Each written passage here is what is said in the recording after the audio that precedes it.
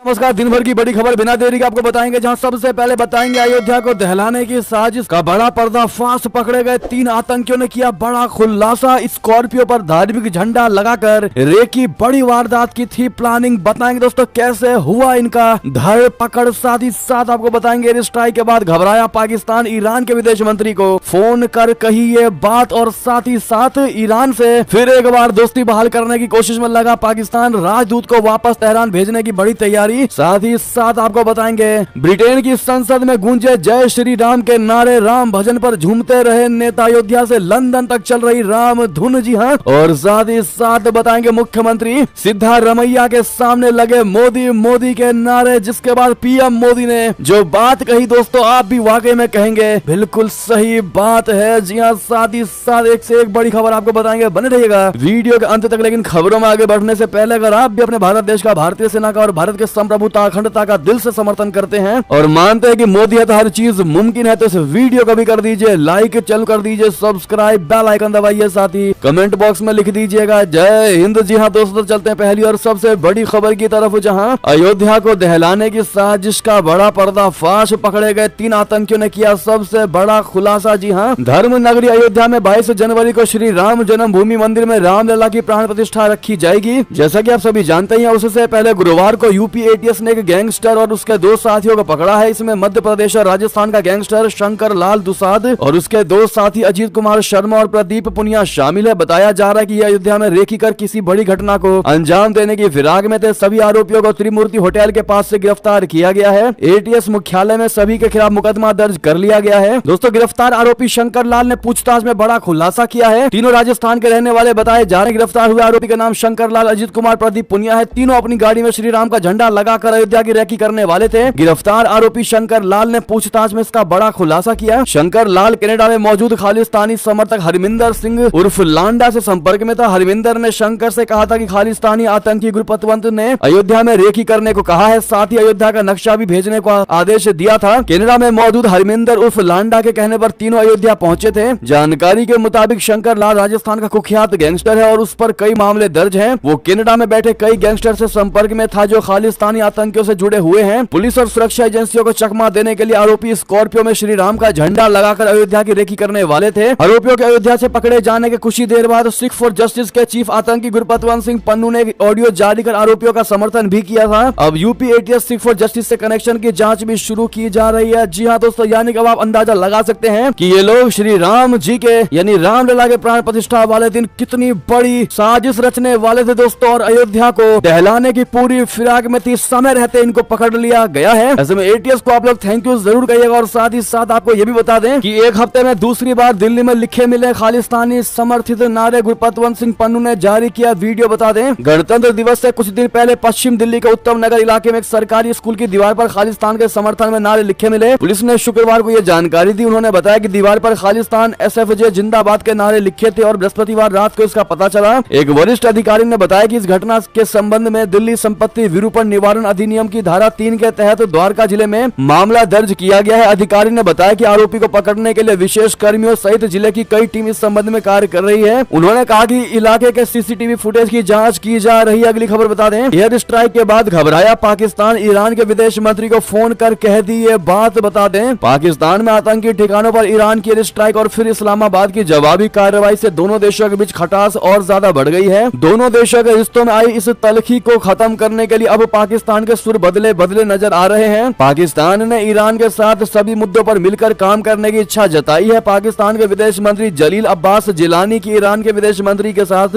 Telephone वार्ता के दौरान उनके रवैये में नरमी के संकेत दिखाई दिए। पाकिस्तान के विदेश मंत्रालय की ओर से जारी बयान में कहा गया है कि विदेश मंत्री जिलानी ने ईरान के विदेश मंत्री हुसैन अमीर अब्दुल्लाहियान से फोन पर बात की। बयान में कहा गया कि विदेश मंत्री ने आपसी विश्वास और सुरक्षा सहयोग के आधार पर ईरान के साथ सभी मोर्चों पर काम करने के लिए तैयार रहने की इच्छा जताई। बता दें कि इस हफ्ते की शुरुआत में ईरान ने पाकिस्तान के आतंकी ठिकानों पर मिसाइलों और ड्रोन से ताबड़तोड़ हमले कर दिए थे। ईरान को यह शक था कि उसका पुराना दुश्मन सऊदी अरबिया पाकिस्तान की सीमा से उस पर हमला करने वाले आतंकी संगठन जैश अल अदल आतंकी गुट को शह दे रहा है। इतना ही नहीं दोस्तों, अब कर रहा दोस्ती की बात, राजदूत को वापस तेहरान भेजने की तैयारी में है पाकिस्तान। जी हाँ, पाकिस्तान की राष्ट्रीय सुरक्षा समिति ने शुक्रवार को अहम फैसला लेते हुए ईरान के साथ पूर्ण राजनयिक संबंधों की बहाली का ऐलान किया है। समिति ने पाकिस्तान के के राजदूत को भी तेहरान वापस भेजने का फैसला लिया है ईरान के अंदर। पाकिस्तान के जवाबी हमलों के बाद पाकिस्तान और ईरान आपसी सहमति से तनाव कम करने पर सहमत हुए हैं। कई देशों ने भी दोनों देशों के बीच बातचीत में अहम भूमिका निभाई है। जी हाँ दोस्तों, वैसे में आपको बता दें कि पाकिस्तान ने जवाबी कार्रवाई करके पूरी दुनिया में एक मैसेज देने की कोशिश किया कि उन्होंने कार्रवाई की है, लेकिन पाकिस्तान का दिल जानता है दोस्तों कि उसने जो ये कार्रवाई की है वो सिर्फ और सिर्फ दुनिया को दिखाने के लिए किया है, जबकि ईरान को पता है कि पाकिस्तान ने हल्का मिसाइल अटैक किया और ऐसे इलाके में किया है जहां पर लोगों का आवागमन होता ही नहीं है। आपको बता दें दोस्तों, दूसरा सबसे बड़ा ये कारण है कि ईरान के हाथ में है पाकिस्तान की कमजोर नस। एक झटके में पाकिस्तान यानी जिन्ना के देश को बना सकता है महाकंगाल। जी हाँ दोस्तों, पाकिस्तान और ईरान के बीच तनाव का असर दोनों देशों के साझा प्रोजेक्ट और व्यापार पर पड़ने का भी अंदेशा होने लगा है। ईरान पाकिस्तान गैस पाइपलाइन परियोजना दोनों देशों का एक अहम प्रोजेक्ट भी है और इसमें पाकिस्तान काफी घिरा हुआ है। बीते साल पाकिस्तान की पब्लिक अकाउंट्स कमेटी ने चिंता जताते हुए कहा था कि ईरान के साथ गैस पाइपलाइन परियोजना पर अगर पाकिस्तान आगे नहीं बढ़ता है तो उसे 18 अरब डॉलर की भारी भरकम रकम जुर्माने के तौर पर देनी होगी, जबकि पाकिस्तान के पास दोस्तों विदेशी बजट सिर्फ और सिर्फ 8 अरब डॉलर का ही है। अगर ईरान ने झटका दिया पाकिस्तान को तो पाकिस्तान पूरे तरीके से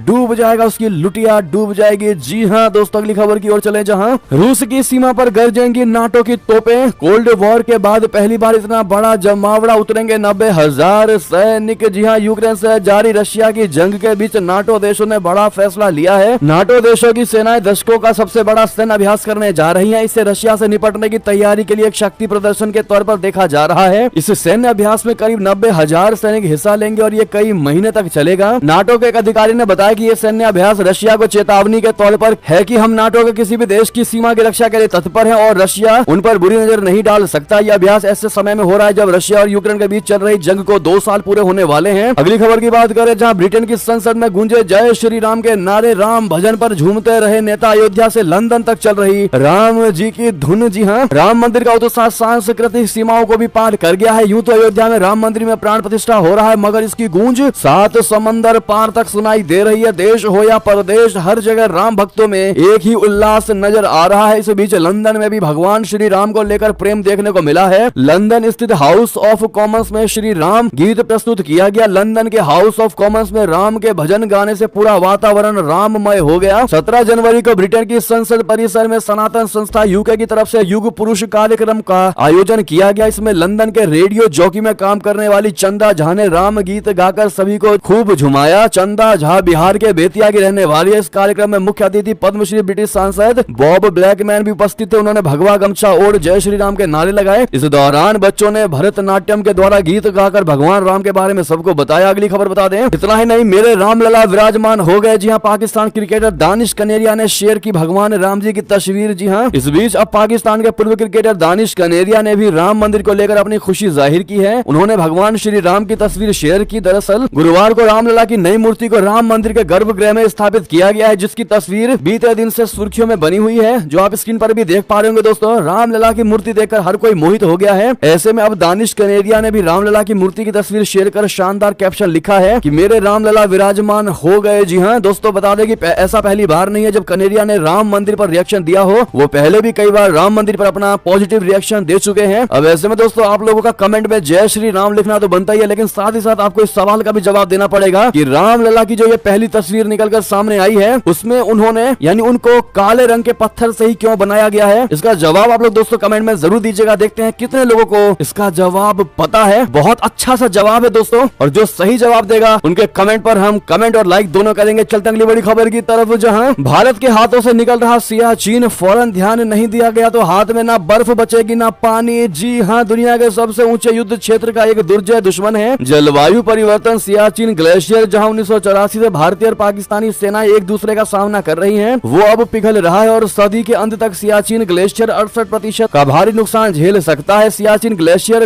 गैर ध्रुवीय क्षेत्र है और दुनिया के दूसरे सबसे लंबे सियाचिन ग्लेशियर की खतरनाक ऊंचाइयों और जोखिम भरे दर्रों में चलने वाली इस लड़ाई को अक्सर ओरो पॉलिटिक्स कहा जाता है, और जहां ओरो का अर्थ पहाड़ होता है। पाकिस्तानी सेना सियाचिन ग्लेशियर पर हमला करने और कब्जा करने की प्लानिंग तैयार कर रही थी, लेकिन उससे पहले ही इंडियन आर्मी ने सियाचिन को अपने कब्जे में ले लिया और उसके बाद से लगातार भारत का सियाचिन ग्लेशियर पर नियंत्रण है, कंट्रोल है। दोस्तों, सियाचिन ग्लेशियर में अब बंदूकें खामोश रहती हैं, लेकिन अत्यधिक ऊंचाई, दुर्लभ वातावरण और जोखिम भरा इलाका यहाँ पर तैनात सैनिकों के लिए अत्यंत मुश्किलें पैदा करती हैं। आपको ये भी बता दें कि भारत और पाकिस्तान पाकिस्तान के बीच सियाचिन संघर्ष को अक्सर दुनिया का सबसे ठंडा युद्ध या यूं कहें कि अंतहीन युद्ध कहा जाता है। जी हाँ, क्योंकि अत्यधिक ऊंचाई और प्रचंड जलवायु एक अज्ञात दुश्मन की तरह है, जिससे हर एक सेकंड हर एक पल सैनिकों को युद्ध लड़नी पड़ती है। सियाचिन ग्लेशियर में जवानों की मौत दुश्मनों की गोली से नहीं बल्कि खतरनाक मौसम से होती है, जिससे निपटने के लिए करोड़ों रुपए खर्च किए जाते हैं। जी हाँ दोस्तों, हम हमेशा यही कोशिश करते हैं कि आपको खबर से अलग एक एक्स्ट्रा नॉलेज भी देते रहें। इसके लिए दोस्तों हमारे वीडियो को आप लोग लाइक जरूर करिएगा। चलते अगली खबर की तरफ, जहां पर अमेरिकन सिंगर ने प्रधानमंत्री मोदी को बताया भारत का बेस्ट लीडर, कहा वो फिर से जीतेंगे। जी हाँ, प्रतिष्ठित अफ्रीकी अमेरिकी हॉलीवुड अभिनेत्री और गायिका मैरी मिलबेन ने कहा कि प्रधानमंत्री नरेंद्र मोदी भारत और दोनों देशों के बीच संबंधों के लिए सबसे अच्छे नेता हैं। उन्होंने कहा कि अमेरिका में कई लोग उन्हें फिर से निर्वाचित होते देखना चाहते हैं ताकि दोनों देशों के बीच संबंधों को और अधिक स्तर तक मजबूत किया जा सके। मिलबेन ने यह भी कहा कि वो मानती है कि प्रधानमंत्री मोदी मई में जीत की राह पर हैं। मशहूर अफ्रीकी अमेरिकी गायिका ने बृहस्पतिवार को पीटीआई भाषा को दिए एक साक्षात्कार में कहा कि मैं आपको विश्वास के साथ बता सकती हूं कि यहां अमेरिका में प्रधानमंत्री के लिए अच्छा खासा समर्थन है। मैं मानती हूं कि कई लोग उन्हें फिर से निर्वाचित होते देखना चाहते हैं क्योंकि वो भारत के लिए सबसे अच्छे नेता हैं। ऐसे में दोस्तों आप लोग इस अमेरिकी गायिका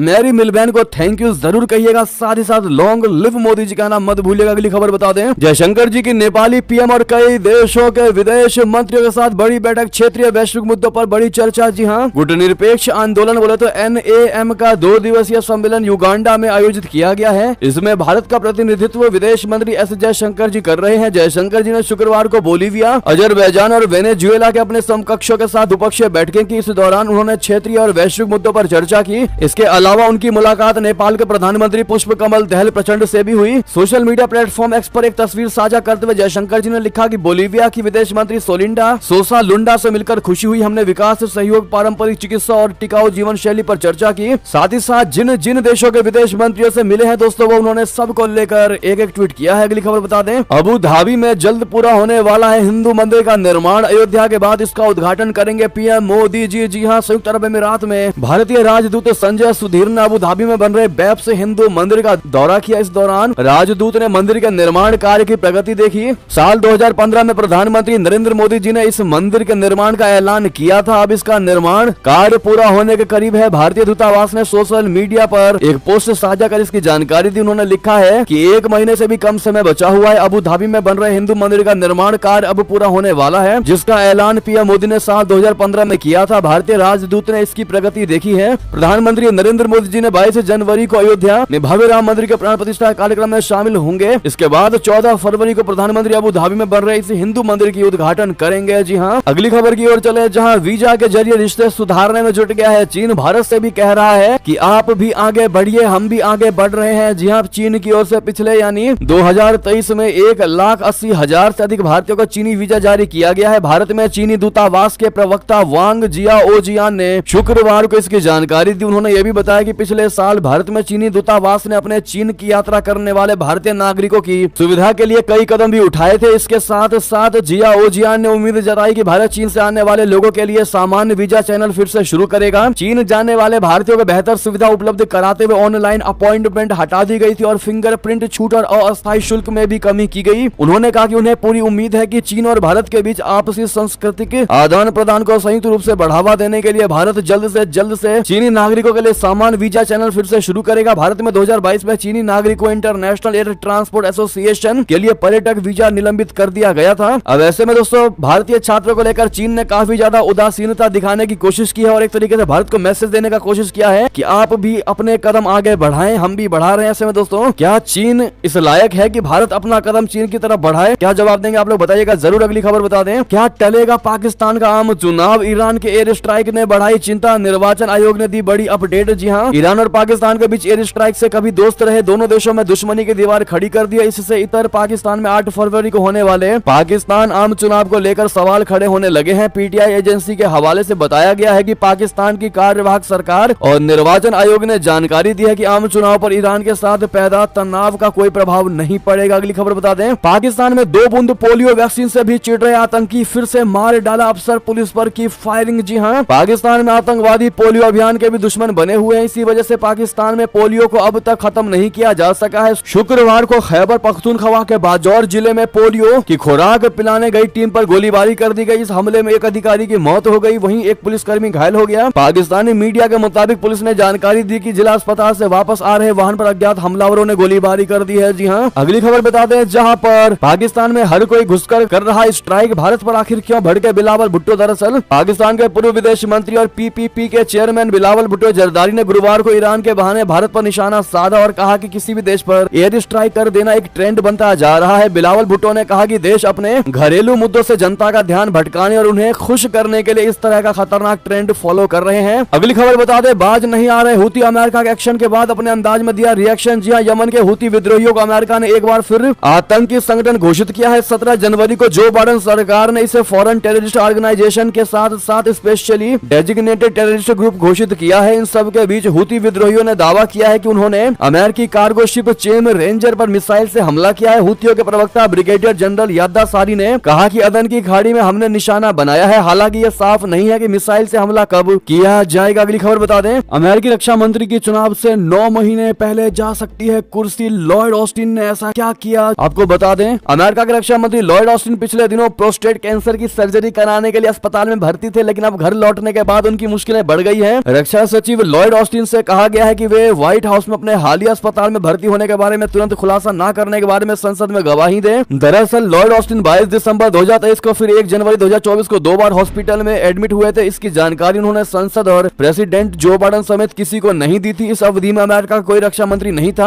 ऑस्टिन के deputy Katherine Hicks Puerto Rico में नया साल मना रही थी, प्रेसिडेंट भी छुट्टी पर थे। जी हाँ दोस्तों, इतने बड़े सुरक्षा में चूक को लेकर ये बड़ा एक्शन लिया जा रहा है दोस्तों ऑस्टिन पर। अगली खबर बता दें, सिद्धारमैया के सामने लगे मोदी मोदी के नारे तो पीएम मोदी ने ऐसे संभाली बात। बता दें, मोदी जी ने कहा मुख्यमंत्री जी ऐसा होता रहता है। जी हाँ, प्रधानमंत्री नरेंद्र मोदी जी को लेकर हाल ही में बेंगलुरु में नए Boeing engineering and technology centre परिसर के उद्घाटन समारोह के दौरान मोदी मोदी के नारे लगे। इस दौरान पीएम मोदी ने कुछ ऐसा कहा जिसकी अब जोरों शोरों से चर्चा हो रही है। जब लोग मोदी मोदी के नारे लगाने लगे तो पीएम मोदी ने कर्नाटक के मुख्यमंत्री सिद्धारमैया से कहा कि मुख्यमंत्री जी ऐसा होता रहता है। बताते चले कि प्रधानमंत्री मोदी जी ने कल महाराष्ट्र, कर्नाटक और तमिलनाडु के कई विकास परियोजनाओं का उद्घाटन किया। इस दौरान पीएम मोदी ने 43 एकड़ में फैले BIE टेक यानी Boeing India engineering and technology centre का उद्घाटन किया। बताते चले कि यह परिसर केम्पे गौड़ा अंतर्राष्ट्रीय हवाई अड्डे के पास बेंगलुरु के बाहरी इलाके देवनहल्ली में स्थित है, जो 1600 करोड़ रुपए की लागत से बना है। 43 एकड़ का अत्याधुनिक Boeing India engineering and technology centre परिसर विमानन दिग्गज का अमेरिका के बाहर इस तरह का सबसे बड़ा निवेश है। अगली खबर बता दें, लोकसभा चुनाव से पहले मध्य प्रदेश में कांग्रेस को लगा तगड़ा और बड़ा झटका। पूर्व विधायक और जनपद के पूर्व अध्यक्ष भाजपा में हुए शामिल। जी हां दोस्तों, मध्य प्रदेश में लोकसभा चुनाव से पहले कांग्रेस को बड़ा झटका लगा है। मध्य प्रदेश में हुई विधानसभा चुनाव में भाजपा की जीत के बाद कांग्रेस के कई नेता कांग्रेस का साथ छोड़ रहे हैं। इसी कड़ी में मुरैना जिले में कांग्रेस को बड़ा झटका लगा है। कांग्रेस के पूर्व विधायक राकेश मावई भाजपा में शामिल हो गए। इसके साथ ही शिवपुरी के पूर्व जनपद अध्यक्ष परम सिंह रावत ने भी भाजपा का दामन थाम लिया है। केंद्रीय मंत्री ज्योतिरादित्य सिंधिया से दिल्ली में राकेश मावई और परम सिंह रावत ने मुलाकात की और भाजपा में शामिल हो गए। आपको बता दें कि मुरैना की सीट से कांग्रेस से टिकट कटने से राकेश मावई नाराज थे। राकेश मावई कांग्रेस के वरिष्ठ कार्यकर्ता और मुरैना से कांग्रेस के जिला अध्यक्ष भी रह चुके हैं। जी हाँ, इतना ही नहीं दोस्तों, आपको ये भी बता दें कि राम मंदिर के मसले पर कांग्रेस में पहला बड़ा इस्तीफा खिन्न होकर बड़े नेता ने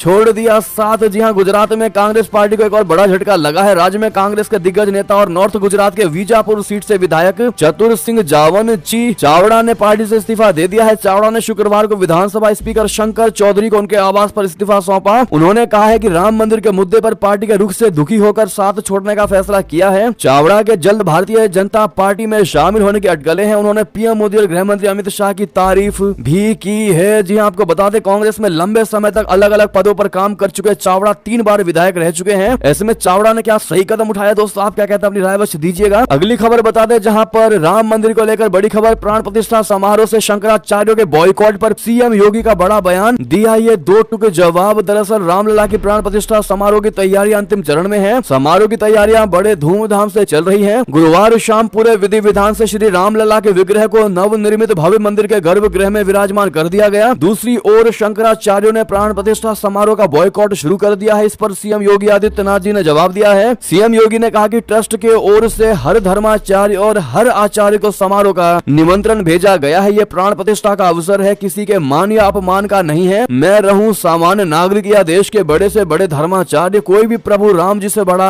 बिल्कुल नहीं है। हम भगवान राम जी पर आश्रित हैं, राम जी हम पर आश्रित नहीं है। जगत गुरु शंकराचार्य स्वामी निशलानंद और उप राम महामाया स्वामी अविमुक्तेश्वरानंद सरस्वती ने समारोह का विरोध किया है। इस पर दोस्तों आपकी अब जो भी राय हो कमेंट में लिखकर अवश्य बताइएगा। आप क्या जवाब देना चाहेंगे दोस्तों, बताना मत भूलिएगा। साथ ही साथ आपको अगली खबर बता दें, राम मंदिर को लेकर ऐतिहासिक फैसला सुनाने वाले 5 जजों को भी मिला है निमंत्रण, एसजीपी होंगे शामिल। जी हाँ, 9 नवंबर 2019 को राम जन्मभूमि मामले में ऐतिहासिक फैसला सुनाने वाले सुप्रीम कोर्ट के 5 जजों को अयोध्या राम प्रतिष्ठा समारोह के लिए आमंत्रित किया गया है। बता दें, तत्कालीन chief justice of India Ranjan Gogoi की अध्यक्षता वाली 5 जजों की पीठ ने लगभग 70 साल की अदालती लड़ाई के बाद ऐतिहासिक फैसला सुनाया था। अगली खबर बता दें, क्या ममता बढ़ाएंगी इंडिया की मुश्किलें, इंडिया गठबंधन की मुश्किलें, बंगाल की सभी सीटों पर चुनाव लड़ेगी क्या टीएमसी, बंद दरवाजे के पीछे आखिर क्या हुआ। बता दें, पश्चिम बंगाल में आने वाले लोकसभा चुनाव को लेकर इंडिया गठबंधन के बीच सीट बंटवारे की गुत्थी सुलझ नहीं पा रही है। पहले टीएमसी ने कहा था कि वो पश्चिम बंगाल में कांग्रेस की मौजूदा 2 सीटों पर अपने उम्मीदवार नहीं उतारेगी। शुक्रवार को पश्चिम बंगाल की मुख्यमंत्री और टीएमसी सुप्रीमो ममता बनर्जी ने एक आंतरिक बैठक में अपनी पार्टी के नेताओं से कहा कि टीएमसी राज्य की सभी 42 सीटों पर चुनाव लड़ सकती है। टीएमसी पदाधिकारियों ने कहा कि बनर्जी ने अपने दक्षिण कोलकाता आवास पर बंद दरवाजे के पीछे बयान दिया, जहां उन्होंने आने वाले लोकसभा चुनाव की रणनीति पर चर्चा करने के लिए मुर्शिदाबाद जिले के नेताओं को बुलाया था। साथ ही साथ अगली खबर आपको बता दें, जहां पर बिहार के डिप्टी सीएम तेजस्वी यादव और लालू यादव को ईडी ने भेजा समन, इस मामले में पूछताछ के लिए बुलाया। जी हां, बिहार के उप मुख्यमंत्री तेजस्वी यादव और आरजेडी प्रमुख लालू प्रसाद यादव को ईडी ने शुक्रवार को लैंड फॉर जॉब मामले में नया समन दिया है। ईडी के अधिकारियों ने पटना में राबड़ी आवास पर जाकर यह समन दिया और उसके बाद लौट गए। मिली जानकारी के अनुसार नौकरी के बदले कथित भूमि घोटाले से जुड़ी मनी लॉन्ड्रिंग मामले में पूछताछ के लिए लालू परिवार को यह समन भेजा है। बताया जा रहा है कि ईडी ने लालू प्रसाद यादव और तेजस्वी यादव को 29 और 30 जनवरी को पूछताछ के लिए बुलाया है। दोनों नेताओं को पटना स्थित ईडी जोनल कार्यालय में उपस्थित होने को कहा गया है। समन उन्हें व्यक्तिगत रूप से उनके बिहार स्थित आवास पर भेजा गया है। जी हाँ दोस्तों, साथ ही साथ ये थी अब तक की सारी बड़ी खबरें। आपको हमारी खबर कैसी लगी, आशा करता हूँ बहुत अच्छी लगी होगी। अगर थोड़ी भी अच्छी लगी तो इस वीडियो को दोस्तों में, भाइयों में, साथियों में, रिश्तेदारों में शेयर अवश्य कर दीजिएगा और अभी कर दीजिए इस वीडियो को लाइक, चैनल कर दीजिए सब्सक्राइब, बेल आइकन दबाइए, साथ ही कमेंट बॉक्स में लिख दीजिएगा जय हिंद जय भारत। और यहाँ तक बने रहने के लिए आप सभी का बहुत बहुत धन्यवाद।